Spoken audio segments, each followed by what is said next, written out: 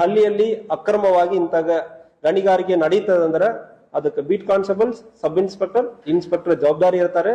ಜಿಲ್ಲೆ ವ್ಯಾಪ್ತಿಯಲ್ಲಿ ಯಾವುದೇ ರೀತಿಯಲ್ಲಿ ಅಕ್ರಮ ಮರಳು ಇರಲಿ, ಅಕ್ರಮ ಗಣಿಗಾರಿಕೆ ಇರಲಿ, ಯಾವುದಕ್ಕೂ ಅವಕಾಶ ಇಲ್ಲ.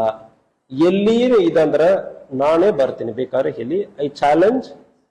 ನಮ್ಮ ಪೊಲೀಸ್ ಸ್ಟೇಷನ್ ವ್ಯಾಪ್ತಿಯಲ್ಲಿ, ಬೆಳಗಾವಿ ಗ್ರಾಮೀಣ ಭಾಗದಲ್ಲಿ, ಬೆಳಗಾವಿ ಜಿಲ್ಲಾ ವ್ಯಾಪ್ತಿಯಲ್ಲಿ ಯಾವುದಕ್ಕೂ ಅವಕಾಶ ಕೊಡಲ್ಲ.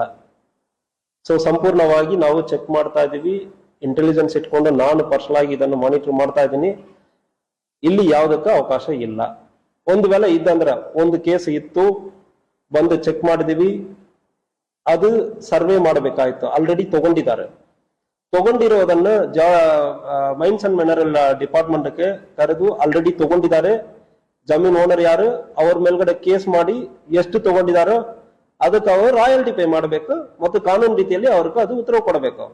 ಸೊ ಇದು ಮೈನ್ಸ್ ಅಂಡ್ ಜಿಯಾಲಜಿಗೆ ಒಂದು ಕೇಸನ್ನು ಕೂಡ ಆಲ್ರೆಡಿ ಕೊಟ್ಟಿದ್ದೀವಿ. ಇದು ಒಂದು 20 ದಿವಸ ಹಿಂದೆ ಆಗಿದೆ. ಮುಂದಿನ ದಿವಸಗಳಲ್ಲಿ ಯಾವುದೇ ಆಗುತ್ತಂದ್ರೆ ನೀವು ಜಸ್ಟ್ ಅನಾನಿಮಸ್ ಆಗಿ ಈ ಗ್ರಾಮದಲ್ಲಿ ಇಲ್ಲಿ ಆಗುತ್ತಂದ್ರೆ ನನಗೆ ಒಂದೇ ಒಂದು ಮಾಹಿತಿ ಕಳಿಸಿ, ನಾನು ಪರ್ಸನಲಿ ಬಂದು ಚೆಕ್ ಮಾಡ್ತೀನಿ. ಹೇಳ್ತೀನಿ ಎಲ್ಲಿ ಆಗುತ್ತಂದ್ರೆ ನೀವು ಬಂದು ಸ್ಟ್ರೈಟ್ ಬಂದು ಇಲ್ಲಿ ಹೇಳೋದಲ್ಲ ನನಗೆ ಬೇಕಾಗಲ್ಲ.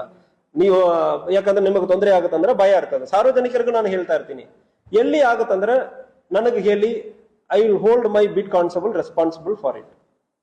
ಪ್ರತಿ ಬೀಟಿಗೆ ಒಬ್ಬರು ಹಾಕಿರ್ತೀವಿ. ಒಂದು ಹಳ್ಳಿಯಲ್ಲಿ ಅಕ್ರಮವಾಗಿ ಇಂಥ ಗಣಿಗಾರಿಕೆ ನಡೀತದಂದ್ರೆ ಅದಕ್ಕೆ beat constables, sub inspector, inspector ಜವಾಬ್ದಾರಿ ಇರ್ತಾರೆ.